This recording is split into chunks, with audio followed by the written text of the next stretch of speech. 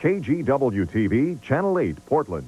This is News 8 at 11, where news and information come first. Reported by Pete Schulberg, Tracy Berry, meteorologist Jim Little with up-to-the-minute forecasts, and Scott Lynn with the latest in sports. And now, News 8 at 11. Good evening. The painful process continues tonight as one by one families are learning the fate of their relatives on board the USS Stark. 28 were killed yesterday when the ship was hit with 2 Iraqi missiles in the Persian Gulf. The process of informing families is slow. For most, it has been a matter of waiting and praying all day. I just wait and pray. Just wait and pray. Every parent is probably going through what we going through, you know, not knowing. One family had reason to rejoice. We do know that he is alive, and that's the most gracious thing I've heard in the past 14 hours. A special force of counselors and chaplains has been organized to help the families deal with the waiting. Meanwhile, Iraq's President Hussein has apologized for the attack, calling it an unintentional incident. Just the same, President Reagan today has ordered heightened alert for the U.S. warships patrolling the Persian Gulf, with the president saying that aircraft displaying a hostile pattern will be fired upon. Mr. Reagan has called for a full investigation, but already the Pentagon is questioning the judgment of the ship's captain, Glenn Brindle, who had the authority to use his weapons.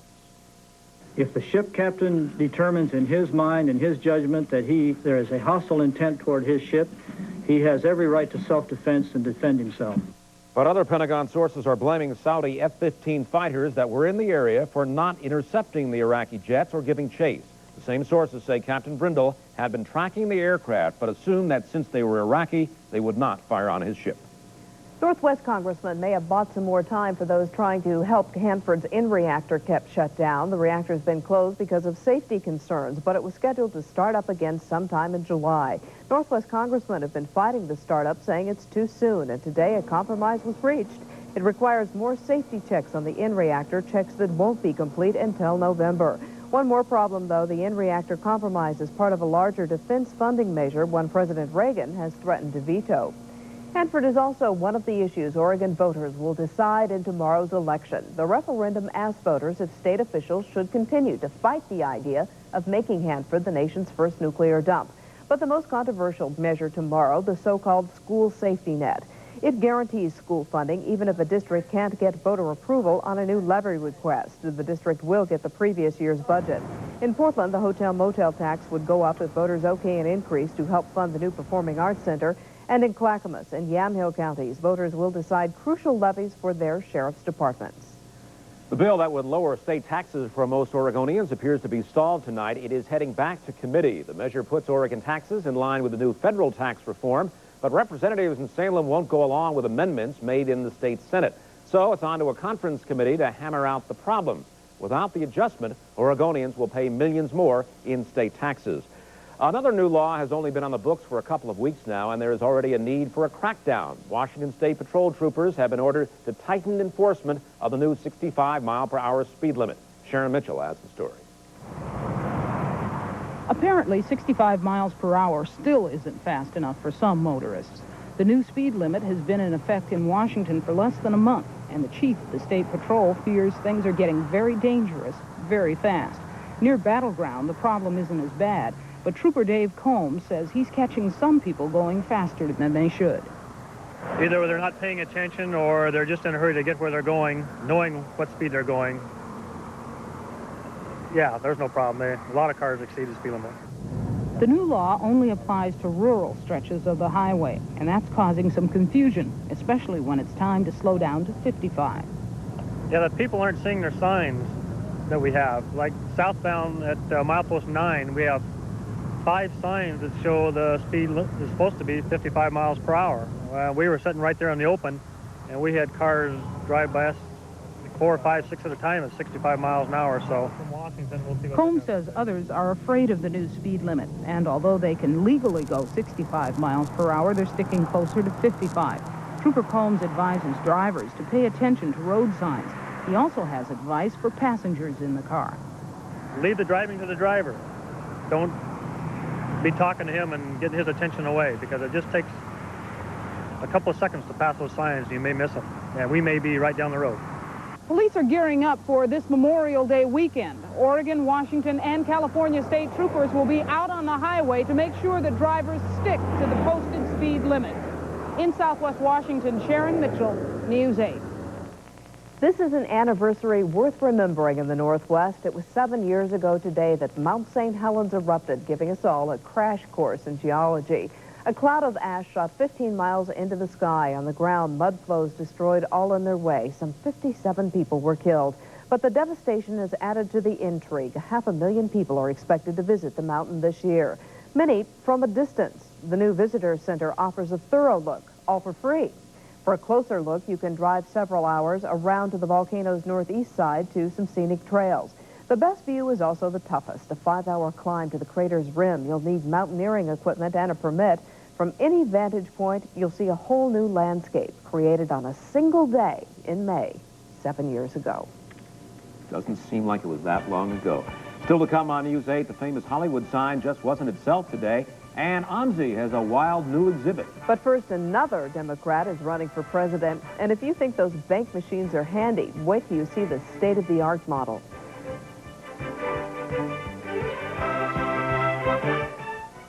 And now, the bathing suit competition. First, we have me in this beautiful $36 bathing suit from a leading department store. And then we have the lovely me in this beautiful $15 bathing suit from Ross. Judges? The $15 one. Smart man? Find the exact same clothes the department stores carry for a whole lot less every day at Ross. And now, the talent competition. Save on swimwear for the whole family at Ross.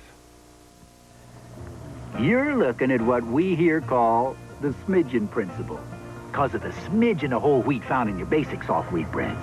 Now, here's what's behind new Wonder Soft 100% whole wheat bread. Not just a smidgen of wheat, but a whole passel. Because new Wonder's made with 100% whole wheat. And that's a difference we can all sink our teeth into. You tell him, Grandpa. A whole wheat slice of America Wonder Wheat. Returning a movie. Most people want to do it in the morning. Unfortunately, most video stores are closed, except for one, 7-Eleven. Our movie quick store has all the top title at 7-Eleven. If you're in a rush, you'll never be left on the outside looking in. Movie quick from today's 7-Eleven, where the good things come easy. The death of a Tillamook man who took 5 FBI agents hostage last week has now been ruled a suicide. 41-year-old Stanley Paragoy was shot to death by FBI agents after he held other agents hostage for 45 minutes. Today, Deputy State Medical Examiner Dr. Karen Gunson said the death has been ruled a suicide because Paragoy appeared to be deliberately planning his death. Gunson says, among other things, Paragoy drew up a will days before the shooting and removed all his valuables from a safe deposit box. Another Democrat has joined the race for the presidential nomination today. Illinois Senator Paul Simon threw his hat into the ring. Simon admits his name is not well known outside of his home state, but he says with Gary Hart out of the race, all the Democrats have the same name recognition problem. Simon says his chances are as good as anyone else's. In the Oregon Senate, TriMet executive Bill Bloom has been chosen to replace Senator Nancy Riles. Riles left office to accept a position on the Public Utilities Commission. Bloom takes office in Salem on Tuesday. Also in Salem, former legislator Rick Bauman and homeless advocate Michael Stoops continue their hunger fast tonight. The two men are trying to pressure lawmakers into passing a $150 million bill for the homeless. Stoops and Bauman have been fasting for 11 days now. They say they won't eat solid food until they get their way. A new era in banking is just around the corner, and First Interstate customers are getting a glimpse of it. It's called a personal banking center, and it takes the automated teller concept one step further. But as Tim Daly reports, not all bankers are happy to see the new improved model. Imagine a busy Friday afternoon when every teller is swamped and the waiting line is 10 deep. Well, now there's a choice. These two personal banking center machines can do almost everything a human teller can. The biggest thing is that a machine can now cash a check to the penny when the check is drawn on another bank other than First Interstate.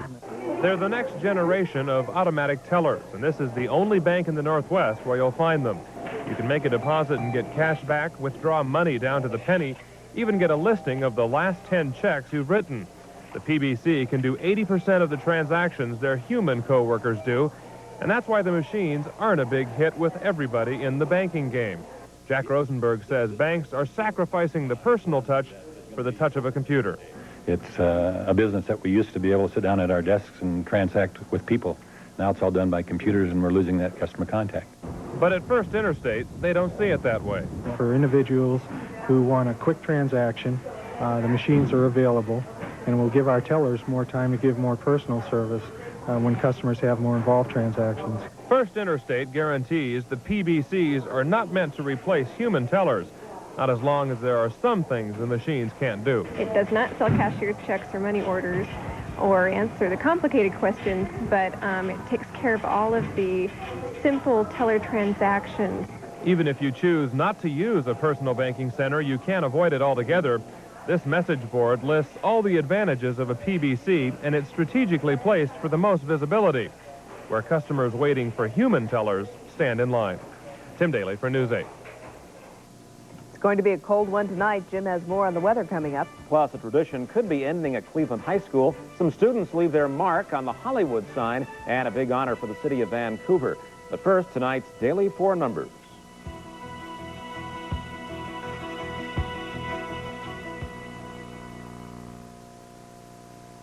Working hard every day, doing things your own way. Here in Oregon, we believe in a better way of life. That's why we work so hard. And now First Interstate Bank is working harder than ever to help you get the things you deserve. With loans that let you decide the terms. And Advance Line, a line of credit that lets you decide how much to borrow and when. So get the loan you deserve. First Interstate Bank, doing things your way. You know what drives me nuts about Portland? It's not the rain, it's not the mayor, it's the radio stations. Check it out.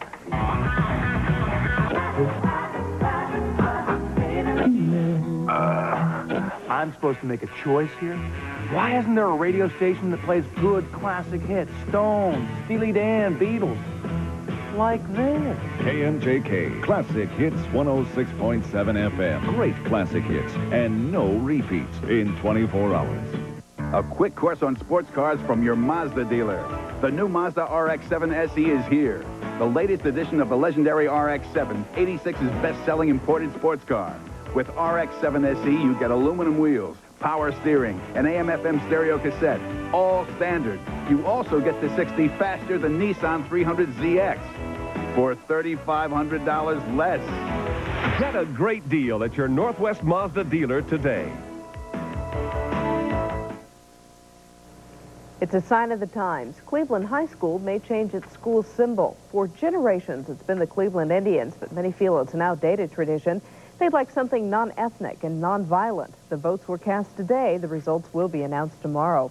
There is a new symbol for Vancouver, Washington tonight. It's an official All-American city. The National Civic League has been handing out the award since 1949 to cities that show they can solve problems and make the most of opportunities. Vancouver and Salem, Oregon have both been picked twice as nice places to be. We could have told them that. Another city, a bit more famous, is celebrating its 100th birthday, Hollywood. But her famous sign had a new look this morning thanks to some 35 freshman students at Caltech. They worked through the night with black and white plastic sheets to revise the sign. The mayor's mad, but the kids, well, they're heroes at school today. They did the same thing a couple of years back at the Rose Bowl. Remember, they changed the sign of the Rose Bowl? They do something every year at the Rose Bowl. The Caltech. Well, I'll tell you, we had a crew up on Mount St. Helens. It was cold, cold, cold. A couple of them just got down from the mountain and all bundled up. A couple of them are still up there? Yeah, one is still up there, Coldwater Ridge. Yeah, well. Good name for it tonight, I have a feeling. On the other hand, he's up there with a sleeping bag and an electric generator. Bundled up, we hope. Cellular telephone, two-way radio, and probably is watching us right now. Hi, Dave. Hi, Dave. Okay. Let's take a look at our satellite picture, and the reason he's still up there is it got a little stormy up there in the mountains tonight. They had trouble getting helicopters in, but no such problems down here in the lowlands. We have a few clouds around, and it's getting kind of chilly.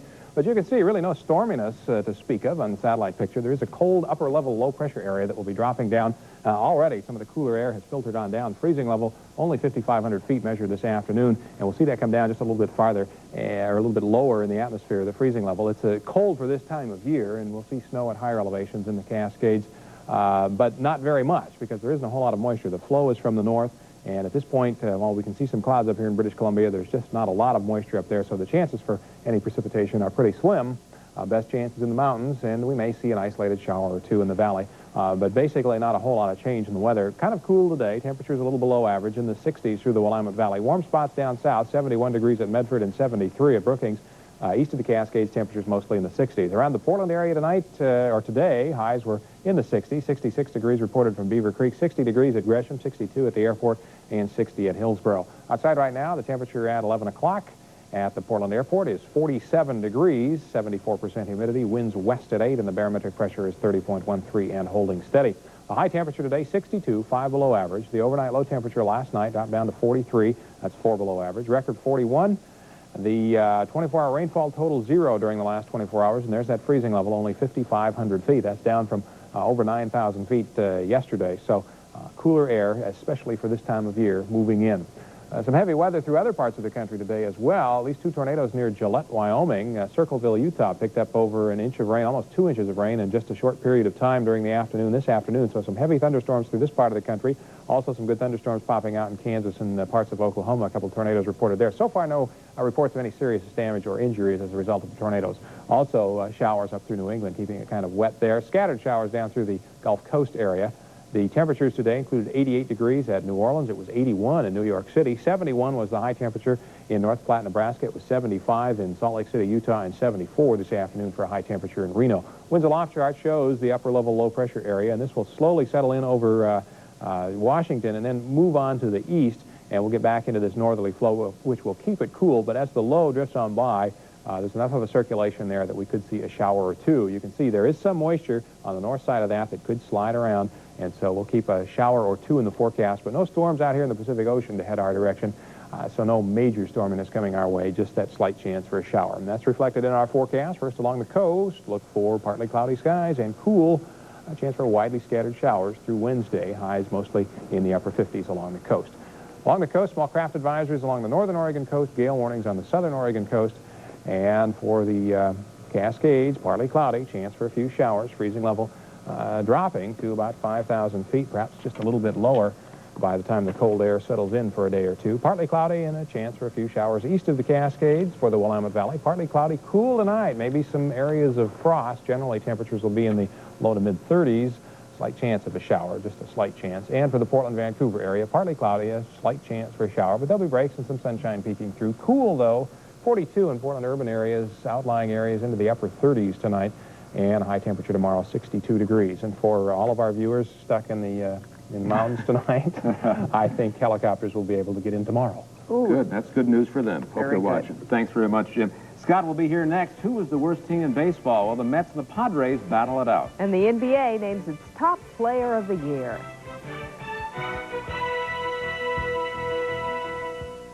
Think about the things that matter most. Everything that means the world to you. If it's important to you, it's important to us. At Safeco, we know what your home means to you. To protect it, talk to your independent Safeco agent about high-quality Safeco homeowner insurance. If it's important to you, it's important to us. Safeco, the smart choice. You've dreamed about it for years. You've planned every detail. At last, you've made the dream come to life. You've put so much into it. Put Olympic stain on it. Olympic protects more homes than any other stain. We've been protecting the American dream for over half a century. Right now, a trading frenzy is taking place at the Toyota Stock Exchange on all Toyota trucks. Limited edition standard bed trucks are trading at special blue chip prices with 3 options that can save you up to $650 on chrome grille and bumpers, steel wheels, sports striping, cloth bench seats, and more. With factory-to-dealer incentives, you could save a truckload on a Toyota blue chip deal today. My first meeting with extraterrestrials took place aboard a UFO in 1940. Now we stay in touch on a regular basis. But if you think UFOs are unbelievable, you should try Dreyer's Grand Light. It's as good as the best regular ice cream, but with a lot less calories. And it's 93% fat-free and all natural besides. I think I'll tell my space friends about this. They may want to beam some up. Well, even though Scott Lynn wouldn't have voted for him, I guess Magic Johnson came out on top this year. Yeah, I think he really deserves it. He's just the third guard ever to win the NBA MVP award. Oscar Robertson, the last to do it. That was 23 years ago. But as expected, Magic Johnson of the Lakers today was named as the NBA's most valuable player. Johnson, who averaged 24 points and 12 assists per game, finished far ahead of runner-up Michael Jordan in the balloting. I might have voted for him. The winner of the last 3 years, Larry Bird, finished third in the voting. Magic received the MVP trophy today in New York and took time out to thank those who helped make it possible. Coach Riley and my teammates should share in this award because, first of all, Coach Riley opened the offense up for me, and my teammates got me the ball and also made the layups or the shots when I passed it to them, so they should share in the award. Turning to baseball, Cub fans will be happy to know that popular announcer Harry Carey will return to the broadcast booth tomorrow. Carey, who leads the fans in singing "Take Me Out to the Ball Game" during the 7th inning stretch at all Wrigley Field games, suffered a stroke in February, and he was forced to miss games for the first time in his career, a career that spans more than 40 years. Harry's a slim, trim 188 pounds, down from 229. He says he feels marvelous and can't wait to get back behind the microphone. San Diego Padres have the worst record in baseball, but tonight the defending world champion Mets look like the worst team in the league. Kevin McReynolds let the ball get by him for an error. Pitcher Ron Darling didn't get much help tonight. Later in the game, shortstop Rafael Santana missed the ball for another error, and it wasn't long before Santana struck again, letting a ball go right through his legs. The Mets made 4 errors in the game and lost to the lowly Padres 7-5. San Diego's now 10-30. New York has lost 18 of the last 28 and is within 1 game of last place in the National League East. Elsewhere, the Phillies beat the Dodgers 5-3. The Expos beat the Giants 7-2. And Mike Scott pitched a 3-hitter as Houston beat Pittsburgh 4-1. In the American League, Baltimore's Mike Boddicker 3-hit Seattle. Dave Winfield homered twice to lead the Yankees by the Athletics. Jim Clancy pitched a 2-hit shutout as Toronto belted California. The Tigers beat the Rangers. The Royals beat the Red Sox 4-2. And in the PCL, the Beavers' 4-game winning streak was snapped by Tucson. The Pac-10 Track and Field Championships are being held this week in Corvallis. Today, the decathlon and heptathlon competitions got underway. You're watching Camille Jampolsky of Oregon. She's leading the heptathlon after 4 events. Jampolsky finished 2nd in the hurdle, 2nd in the high jump, 3rd in the 200-meter dash, and she was a disappointing 7th in the shot. She's just ahead of USC's Wendy Brown with 4 events remaining. In the men's decathlon, Simon Shirley of Washington State is the leader after 5 events. The decathlon and heptathlon wrap up tomorrow. The other track and field events will be held Friday and Saturday. The Girls State High School Golf Championships got underway today at Glendevere. Defending champion Grants Pass has a 9-stroke lead over Bend after the first day of competition. Beaverton is in 3rd place, 29 shots off the lead. Julie Bartleson of Marshfield is the individual leader. She fired a 75 today. Beaverton's Allison Collier is 2 shots back. And Stacy Smith of Grants Pass shot a 79. The final round of the tournament will be played tomorrow. Local qualifying for the U.S. Open was held at various sites around the country today, including Columbia Edgewater Country Club. More than 60 pros and amateurs teed it up today for 36 holes. The 6 players with the best scores advanced to the June 8th sectional tournament in Tacoma. While we look at some of the action, let me tell you who made it. Chuck Milne, Brian Henninger, Randy Mahar, Bill Morrison, Rob Gibbons, and Mark Brahman. The U.S. Open will be played June 18th through the 21st in San Francisco. In other basketball news, the NBA today fined Kevin McHale $3,000 for going into the stands after a fan during the 3rd game of the Milwaukee series. The fan was verbally abusing McHale, but the league said McHale should not have gone after the spectator. And finally, the Oregon Ducks today signed a 6'1" point guard, Frankie Johnson from Fresno City College. Johnson averaged 15 points, 5 assists, and 5 rebounds per game while leading his team to a 24-9 record. He was named Central Valley Conference Player of the Year. And Yvonne Lendl, the #1 seed for the French Open, which gets underway next Monday in Paris. Boris Becker, the #2 seed. Top-rated American John McEnroe, 7th seeded. That sounds unusual, doesn't it? He probably doesn't like that. Not much. No. He's probably mad. Coming up, more on the not-so-sunny forecast. And we'll take a ride on OMSI's newest toy, a Gyrotron. To bake baked beans this savory, rich, and delicious, you would sort them and soak them, measure in the mustard, slice the bacon, pack the brown sugar, approve the seasonings. Then bake them in a real brick oven until the sun went down. If you had the time, you could bake beans like this, or you could buy B&M baked beans. There's really no other choice. Whether you're remodeling, replacing, or building new, we present an open and shut case for Henderson Windows.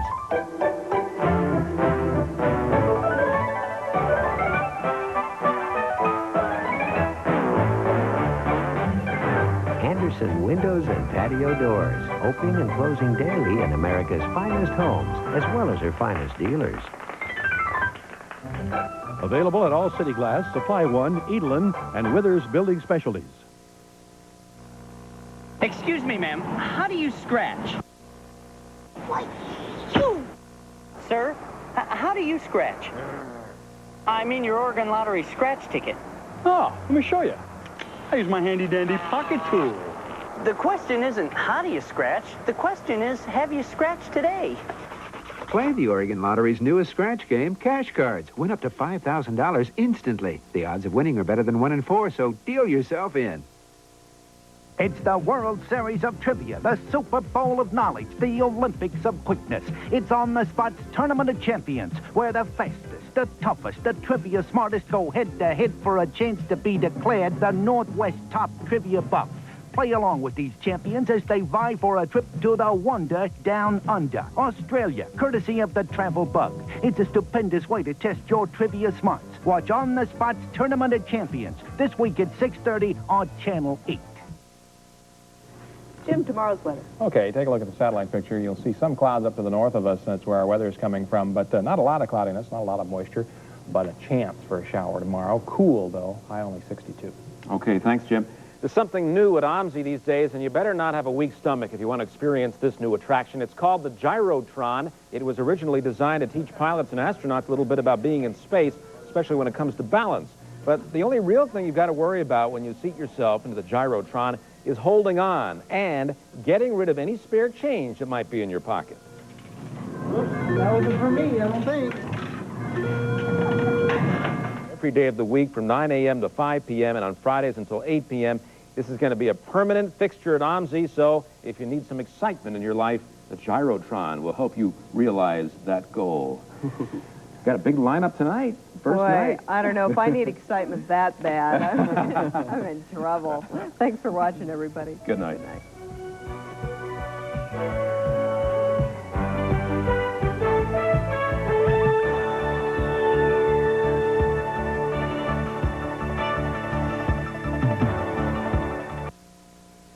Ballot endorsement. The following is a Channel 8 editorial. 3 important issues on tomorrow's election ballot deserve yes votes. The most important is ballot measure 2, the school safety net measure. Every year, Oregon reinforces a myth that this is a place where taxpayers care little about quality education and schools. It's because a few districts refuse to pay levies and close the classrooms. Oregon has lost jobs and businesses as a result. It's time to put a stop to this, even though measure 2 does not measure up as the overall tax reform plan we need. We urge a yes vote on Measure 2. Measure 1 is little more than a vote of confidence in attempts by state leaders to challenge the siting of a nuclear dump at Hanford. Ever since the Department of Energy moved Hanford from 5th among preferences to 3rd, we've been suspicious about the DOE's motives. Apparently, the agency is trying to make a political decision instead of an environmentally sound, scientific one. And for that reason alone, we urge a yes vote on Measure 1. Portland's Measure 51, taxing hotel rooms to open the Performing Arts Center, represents a sloppy method of fiscal planning by City Hall. But we view the room tax as the only method at the 11th hour to assure a strong start when the center opens in August. So, while it is with reluctance, we do urge Portland voters to pass Measure 51. Join us Election Day at the polls. Channel 8 welcomes viewer response.